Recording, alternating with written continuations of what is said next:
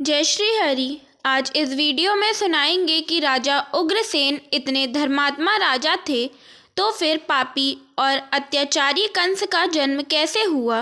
तो सुनिए इस कथा से। माथुर प्रदेश में मथुरा नाम की नगरी थी। वहाँ उग्रसेन नाम वाले यदुवंशी राजा राज्य करते थे। वे शत्रु विजयी, संपूर्ण धर्मों के तत्वज्ञ, बलवान, दाता और सद्गुणों के जानकार थे। मेघावी राजा उग्रसेन धर्मपूर्वक राज्य का संचालन और प्रजा का पालन करते थे। उन्हीं दिनों परम पवित्र विदर्भ देश में सत्यकेतु नाम से प्रसिद्ध एक प्रतापी राजा थे। उनकी एक पुत्री थी जिसका नाम पद्मावती था। वह सत्य धर्म में तत्पर तथा स्त्री समुचित गुणों से युक्त होने के कारण दूसरी लक्ष्मी के समान थी। मथुरा के राजा उग्रसेन ने उस मनोहर नेत्रों वाली पद्मावती से विवाह किया। उसके स्नेह और प्रेम से मथुरा नरेश मुग्ध हो गए। पद्मावती को वे प्राणों के समान प्यार करने लगे। उसे साथ लिए बिना भोजन तक नहीं करते थे। उसके साथ क्रीड़ा विलास में ही राजा का समय बीतने लगा। पद्मावती के बिना उन्हें एक क्षण भी चैन नहीं पड़ता था। इस प्रकार उस दंपति में परस्पर बड़ा प्रेम था। कुछ काल के पश्चात विदर्भ नरेश सत्यकेतु ने अपनी पुत्री पद्मावती को स्मरण किया। उसकी माता उसे ना देखने के कारण बहुत दुखी थी। उन्होंने मथुरा नरेश उग्रसेन के पास अपने दूत भेजे।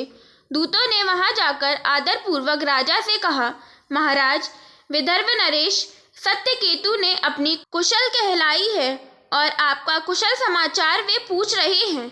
यदि उनका प्रेम और स्नेहपूर्ण अनुरोध आपको स्वीकार हो तो राजकुमारी पद्मावती को उनके यहाँ भेजने की व्यवस्था कीजिए। वे अपनी पुत्री को देखना चाहते हैं। नरश्रेष्ठ उग्रसेन ने जब दूतों के मुंह से यह बात सुनी तो प्रीति, स्नेह और उदारता के कारण अपनी प्रिय पत्नी पद्मावती को विदर्भराज के यहाँ भेज दिया। पति के भेजने पर पद्मावती बड़े हर्ष के साथ अपने मायके गई। वहां पहुंचकर उसने पिता के चरणों में प्रणाम किया। उसके आने से महाराज सत्यकेतु को बड़ी प्रसन्नता हुई। पद्मावती वहां अपनी सखियों के साथ निशंक होकर घूमने लगी। पहले की ही भांति घर, वन, तालाब और चौबारे में विचरण करने लगी। यहाँ आकर वह पुनः बालिका बन गई। उसके बर्ताव में लाज या संकोच का भाव नहीं रहा। एक दिन की बात है, पद्मावती अपनी सखियों के साथ एक सुंदर पर्वत पर सैर करने के लिए गई। उसकी तराई में एक रमणीय वन दिखाई दिया जो केलों के उद्यान से शोभा पा रहा था। पहाड़ पर भी फूलों की बहार थी। राजकुमारी ने देखा, एक ओर ऐसा रमणीय पर्वत, दूसरी ओर मनोहर वन स्थली और बीच में स्वच्छ जल से भरा तालाब है। बालोचित, चपलता, नारी स्वभाव और खेल कूद की रुचि, इन सब का प्रभाव उसके ऊपर पड़ा। वह सहेलियों के साथ तालाब में उतर पड़ी और हंसती गाती हुई जल क्रीड़ा करने लगी। इसी समय कुबेर का सेवक गोभिल नामक दैत्य दिव्य विमान पर बैठकर आकाश मार्ग से कहीं जा रहा था।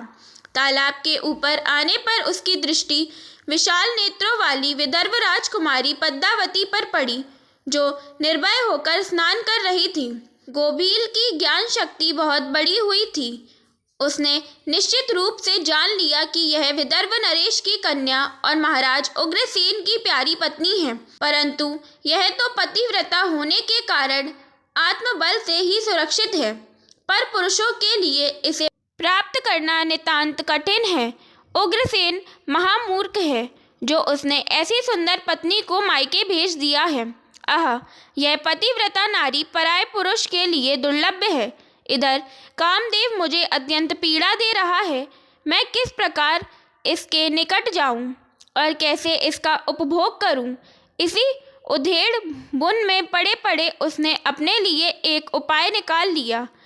गोभिल ने महाराज उग्रसेन का मायामय रूप धारण किया। वह ज्यों का त्यों उग्रसेन बन गया। वही अंग, वही उपांग, वैसे ही वस्त्र, उसी तरह का वेश और वही अवस्था। पूर्ण रूप से उग्रसेन सा होकर वह पर्वत के शिखर पर उतरा और एक अशोक वृक्ष की छाया में शिला के ऊपर बैठकर उसने मधुर स्वर से संगीत छेड़ दिया। वह गीत संपूर्ण विश्व को मोहित करने वाला था। ताल, लय और उत्तम स्वर से युक्त उस मधुर गान को सखियों के मध्य में बैठी हुई सुंदरी पद्मावती ने भी सुना। वह सोचने लगी, कौन गायक यह गीत गा रहा है। राजकुमारी के मन में उसे देखने की उत्कंठा हुई। उसने सखियों के साथ जाकर देखा, अशोक की छाया में उज्जवल शिलाखंड के ऊपर बैठा हुआ कोई पुरुष गा रहा है। वह महाराज उग्रसेन सा ही जान पड़ता है। वास्तव में तो वह राजा के वेश में नीच दानव गोबिल ही था। पद्मावती विचार करने लगी, मेरे धर्मपरायण स्वामी मथुरा नरेश अपना राज्य छोड़कर इतनी दूर कब और कैसे चले आए। वह इस प्रकार सोच ही रही थी कि उस पापी ने स्वयं ही पुकारा, प्रिय आओ आओ देवी, तुम्हारे बिना मैं नहीं जी सकता। सुंदरी, तुमसे अलग रहकर मेरे लिए इस प्रिय जीवन का भार वहन करना भी असंभव हो गया है। तुम्हारे स्नेह ने मुझे मोह लिया है, अतः मैं तुम्हें छोड़कर कहीं नहीं रह सकता। पति रूपधारी दैत्य के ऐसा कहने पर पद्मावती कुछ लज्जित सी होकर उसके सामने गई। वह पद्मावती का हाथ पकड़कर उसे एकांत स्थान में ले गया और वहां अपनी इच्छा के अनुसार उसका उपभोग किया। महाराज उग्रसेन के गुप्त अंग में कुछ खास निशानी थी जो उस पुरुष में नहीं दिखाई दी। इससे सुंदरी पद्मावती के मन में उसके प्रति संदेह उत्पन्न हुआ। राजकुमारी ने अपने वस्त्र संभालकर पहन लिए, किंतु उसके हृदय में इस घटना से बड़ा दुख हुआ। वह क्रोध में भरकर नीच दानव गोबिल से बोली, ओ नीच, जल्दी बता, तू कौन है? तेरा आकार दानव जैसा है, तू पापाचारी और निर्दयी है। यह कहते कहते आत्मग्लानि के कारण उसकी आंखें भर आई। वह श्राप देने को उद्यत होकर बोली, दुरात्मन, तूने मेरे पति के रूप में आकर मेरे साथ छल किया और इस धर्ममय शरीर को अपवित्र करके मेरे उत्तम पतिव्रता का नाश कर डाला है। अब यही तू मेरा भी प्रभाव देख ले। मैं तुझे अत्यंत कठोर श्राप दूंगी। उसकी बात सुनकर गोबिल ने कहा, पतिव्रता स्त्री भगवान श्री विष्णु तथा उत्तम ब्राह्मण के भय से तो समस्त राक्षस और दानव दूर भागते हैं। मैं दानव धर्म के अनुसार ही इस पृथ्वी पर विचर रहा हूँ। पहले मेरे दोष का विचार करो, किस अपराध पर तुम मुझे श्राप देने को उद्यत हुई हो। पद्मावती बोली, पापी, मैं साध्वी और पतिव्रता हूँ। मेरे मन में केवल अपने पति की कामना रहती है। मैं सदा उन्हीं के लिए तपस्या किया करती हूँ। मैं अपने धर्म मार्ग पर स्थित थी, किंतु तूने माया रचकर मेरे धर्म के साथ ही मुझे भी नष्ट कर दिया है। इसलिए रे दुष्ट, तुझे भी मैं भस्म कर डालूंगी। गोबिल बोला, राजकुमारी, यदि उचित समझो तो सुनो। मैं धर्म की ही बात कह रहा हूँ। जो स्त्री प्रतिदिन मन, वाणी और क्रिया द्वारा अपने स्वामी की सेवा करती है, पति के संतुष्ट रहने पर स्वयं भी संतोष का अनुभव करती है, पति के क्रोधी होने पर भी उसका त्याग नहीं करती, उसके दोषों की ओर ध्यान नहीं देती, उसके मारने पर भी प्रसन्न होती है और स्वामी के सब कामों में आगे रहती है, वही नारी पतिव्रता कही गई है। यदि स्त्री इस लोक में अपना कल्याण करना चाहती हो तो वह पतित, रोगी, अंगहीन, कौड़ी, सब धर्मों से रहित तथा पापी पति का भी परित्याग न करे। जो स्वामी को छोड़कर जाती और दूसरे कामों में मन लगाती है, वह संसार में सब धर्मों से बहिष्कृत व्यभिचारिणी समझी जाती है। जो पति की अनुपस्थिति में लोलुपतावश ग्राम्य भोग तथा श्रृंगार का सेवन करती है, उसे मनुष्य कुलटा कहती है। मुझे वेद और शास्त्रों द्वारा अनुमोदित धर्म का ज्ञान है। गृहस्थ धर्म का परित्याग करके पति की सेवा छोड़कर यहाँ किस लिए आई?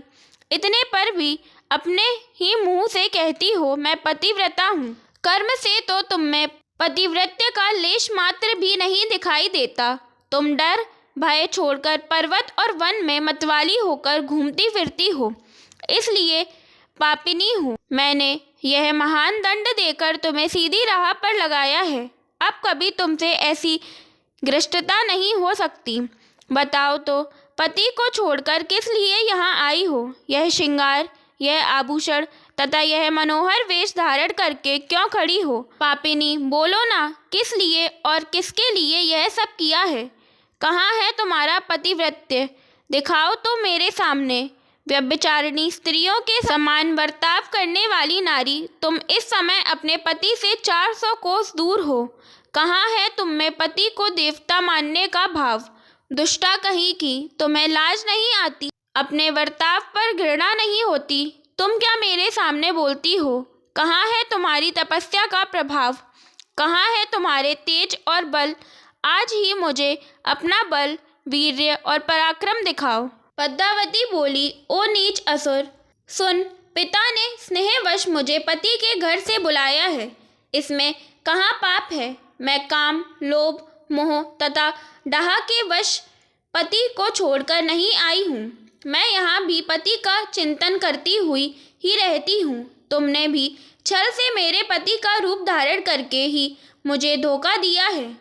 गोबिल ने कहा, पद्मावती, मेरे युक्ति युक्त बात सुनो। अंधे मनुष्यों को कुछ दिखाई नहीं देता। तुम धर्म रूपी नेत्रों से हीन हो, फिर कैसे मुझे यहाँ पहचान पाती? जिस समय तुम्हारे मन में पिता के घर आने का भाव उदय हुआ, उसी समय तुम पति की भावना छोड़कर उनके ध्यान से मुक्त हो गई थी।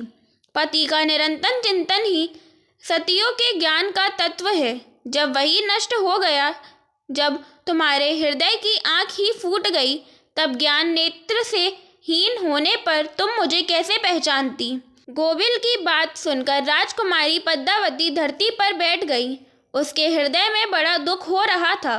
गोबिल ने फिर कहा, शुभे, मैंने तुम्हारे उदर में जो अपने वीर्य की स्थापना की है, उससे तीनों लोगों को त्रास पहुंचाने वाला पुत्र उत्पन्न होगा। यो कहकर वह दानव चला गया। गोबिल बड़ा दुराचारी और पापात्मा था।